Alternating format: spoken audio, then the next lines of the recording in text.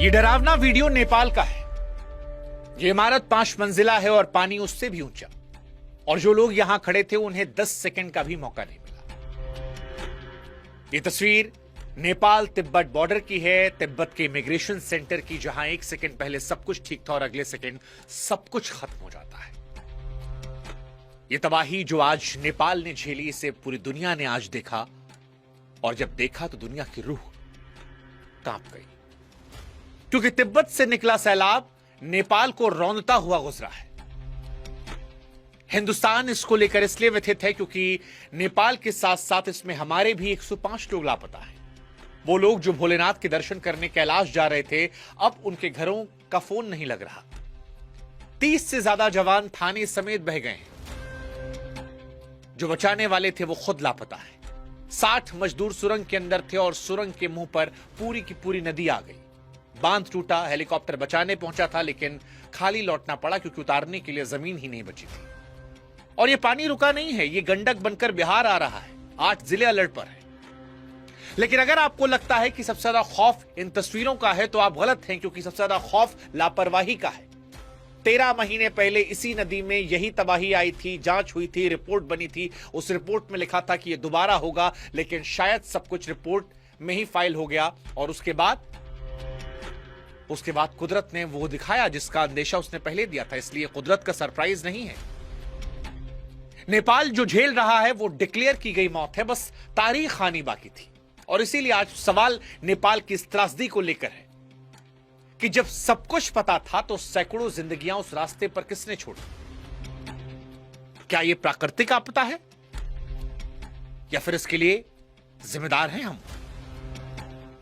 नमस्कार, मैं हूं शुभांकर मिश्रा और आज नेपाल के लिए सारी दुनिया दुआएं कर रही है। लेकिन दुआओं के साथ साथ आज हम ये समझेंगे कि यह पानी आया कहां से। 13 महीने पहले जब वार्निंग दी गई थी तो फिर उससे सबक क्यों नहीं लिया गया? 26 अगस्त बुधवार सुबह करीब 8:30 बजे तिब्बत की तरफ से लेंदे नदी में कुछ होता है, गड़गड़ाहट। चश्मदीद बताते हैं कि ऐसी आवाज आई जैसे ज्वालामुखी फटा हो, और यह नदी नीचे आकर कहलाती है भोटे कोशी। वहां से चली तो सीधे उस दरवाजे पर पहुंची जहां से नेपाल चीन का सारा व्यापार गुजरता है। फिर वहीं पर बॉर्डर पर वो दरवाजा जहां से भोलेनाथ के यात्री तिब्बत में घुसते हैं, कैलाश जाते हैं। यानी उस सुबह मौत ने वो दरवाजा चुना जहां सबसे ज्यादा लोग खड़े थे, ट्रक वाले, मजदूर, पुलिस वाले और यात्री। इसके बाद 9 बजे रसू वागड़ी पहुंचता है ये सैलाब, और यहीं पर वो सीसीटीवी वाला सीन आता है। कस्टम, ट्रक, इमिग्रेशन सब बह जाता है। 9:15 बजे जिले के सबसे बड़े अफसर तक खबर पहुंचती है। तब तक पानी टिमुरे बाजार को निगल चुका है। और यहां पर एक बात नोट करने वाली, पूरी कहानी इसी पर है। उस दिन रसुआ में बारिश नहीं हो रही थी। खुद जिला अफसर ने कहा, यानी ये बादल पटने वाली बाढ़ नहीं थी, ये पानी कहीं और से आया था। पानी दौड़ता है, रास्ते में जो आता है, गांव, बाजार, सबको निगलता चला गया, बस्तियों को। जितनी तेजी से आया उतनी तेजी से गुजर गया, और पीछे कीचड़, मलबा, सन्नाटा सब छोड़कर चला गया। इस तबाही का अगर आप हिसाब लगाएंगे तो आप जानते हैं नेपाल में इस पानी ने क्या क्या निकला। सबसे पहले रक्षकों को निकला।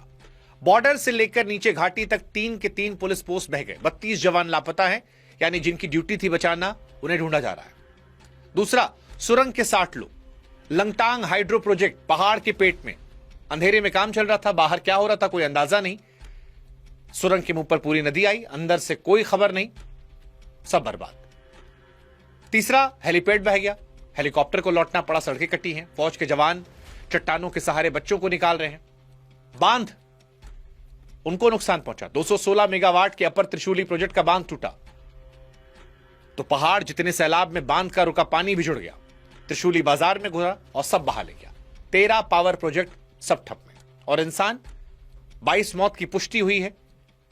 लेकिन यह आंकड़ा छोटा है क्योंकि लगभग 400 से संपर्क टूटा है।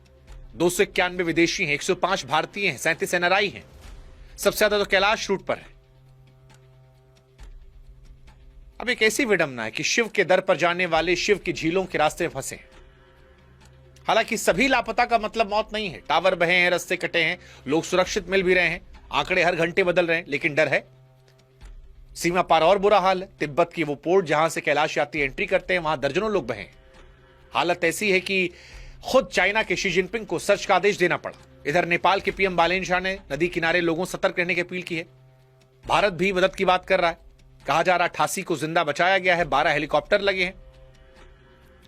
लेकिन कहानी खत्म नहीं हुई है। ऊपर पहाड़ों में पानी अभी भी रुका है। प्रशासन ने साफ कहा है कि एक और दीवार कभी भी टूट सकती है। लेकिन अब सवाल यह है कि जब बारिश नहीं हुई तो नेपाल में पहाड़ जितना पानी आया कहां से? और जवाब बड़ा आसान है। हिमालय के ऊपर ग्लेशियर है, बर्फ के पहाड़, धरती गर्म हो रही है, ये पिघल रहे हैं और पिघला पानी कई बार ग्लेशियर के ऊपर ही झील बना लेता है। और इसी झील की दीवार क्या है? चट्टान नहीं, बर्फ का मलबा। एक दिन टूटता है और पूरी झील एक झटके में नीचे। विज्ञान इसे ग्लोफ कहता है, देसी भाषा में पहाड़ पर टंगा पानी का बम।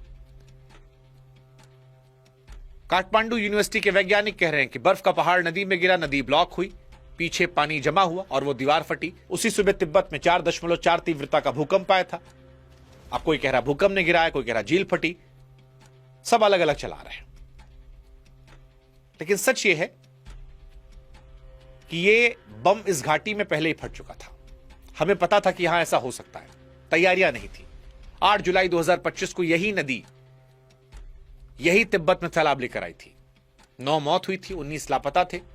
नेपाल चीन को जोड़ने वाला फ्रेंडशिप ब्रिज बह गया था और कैलाश यात्रा का यह रूट महीनों के लिए टूटा था। तब नेपाल सरकार, अंतर्राष्ट्रीय वैज्ञानिकों की सैटेलाइट रिपोर्ट में साफ साफ लिखा गया था कि फिर हो सकता है। और इसीलिए आज कुछ सवाल हमारे नेपाल सरकार से हैं कि एक सायरन की कीमत कितनी होती है?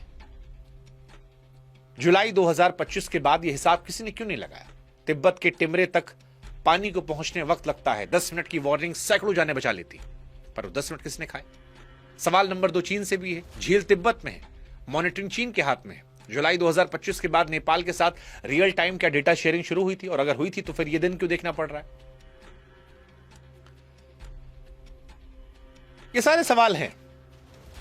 और मान लेते हैं कि हर झील मॉनिटर नहीं कर सकते, कम से कम घाटी में सायरन तो लग सकते थे। उस घाटी में जहां 13 महीने पहले तबाही आई थी।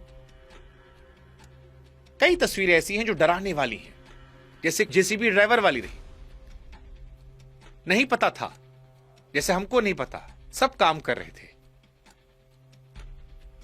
और सच यही कि जलजला पूछ कर नहीं आता, कोई अलर्ट नहीं, कोई सावधानी नहीं, कोई मैसेज नहीं, एक आवाज, सब खत्म। ये तस्वीरें परेशान करने वाली हैं। और इस तबाही ने इंसान के भगवान तक को नहीं छोड़ा। यह तबाही का पानी 100 किलोमीटर दौड़कर नारायण घाट तक पहुंचा, जहां भगवान बुद्ध की मूर्ति थी। उनके चरणों तक गया, शांति के प्रतीक तक। कैलाश के पैकेज बनाने वाली ट्रैवल एजेंसियां जो जानती थी इसी रूट पर तबाही आई है, क्या उन्हें यात्रियों को बताया था कि रूट कितना हाई रिस्क है? हाई रिस्क का कागज साइन करवाया था? नहीं। 13 महीने पहले जब हमने बताया, इसी पर ग्लॉफ आया था। तो भारत सरकार के लिए भी सवाल है, क्या कैलाश यात्रा के लिए कोई एडवाइजरी थी, कोई रिस्क असेसमेंट, जो इतने सारे नागरिक पहुंच गए? ये बम सिर्फ नेपाल के ऊपर नहीं टंगे। अभी चमोली में 2021 में 200 से अधिक मौत, सिक्किम में। ये जो बम हम जिनका जिक्र कर रहे हैं, जो डैम बहने की बात कर रहे हैं, ये हमारे यहां भी उत्तराखंड, हिमाचल, सिक्किम, सब जगह लटके हैं। सिक्किम के बाद हमारे यहां कितनी झीलों पर वार्निंग सिस्टम लगे, कितने प्रोमिसेस पूरे किए गए? ये सारे सवाल बड़े महत्वपूर्ण हैं। तो आसान शब्दों में अगर इस पूरी कहानी को समेटे तो 26 अगस्त की सुबह तिब्बत से आई पानी की दीवार ने नेपाल का रसुआ निगल लिया। 22 मौतें हुई हैं, सैकड़ों लापता हैं। कुदरत ने किया है, सच है, लेकिन यह अधूरा सच है। पूरा सच यह है, कुदरत ने 13 महीने पहले रिहर्सल किया था, वार्निंग दी थी, लिखित दी थी, लेकिन हम नहीं समझे। बाढ़ कुदरत भेजती है, लेकिन बिना वार्निंग के मौत वो सिस्टम भेजता है। बाकी आपका कोई अपना फंसा हुआ है तो भारतीय दूतावास काठमांडू के इमरजेंसी नंबर स्क्रीन पर हम आपको बता दे रहे हैं, +977 9851 316807। और भी कुछ नंबर है 9851 289 445। हिम्मत मत हारिए, लोग मिल रहे हैं, जो अपडेट होगी आप तक पहुंचाएंगे। लेकिन इन घटना को आप प्राकृतिक घटना मानते हैं या इंसान की लापरवाही का नतीजा, या दोनों? जवाब आप कमेंट सेक्शन में जरूर लिखिएगा।